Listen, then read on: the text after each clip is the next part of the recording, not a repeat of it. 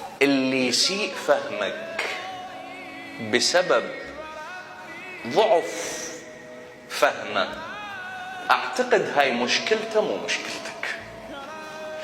فممكن تعوف ضوجتك هاي اللي اشوفك مرات ضايج، اقول لك ليش ضايج؟ تقول لي مو فلان يقول اني هيك كان قصدي، وانت ليه ضايج؟ هي مشكلتك لو مشكلته. ومن عسى قال وقال وقال. شنو يعني؟ اني اعرف بما قلت، تمام صح، كن دقيقا في كلامك، هذا ما بي نقاش.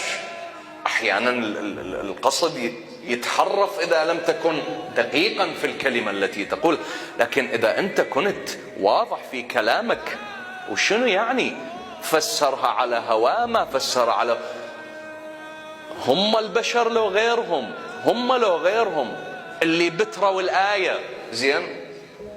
الله يقول ولا تقربوا الصلاة وأنتم سكارى، قطعوا كلام رب العالمين وقال ولا تقربوا الصلاة. هم لو غيرهم البشر، ليش ما تجاوبني من نحكي وياك العفو؟ هم لو غيرهم ويا ربهم هي تسووا وياك ما يسووها؟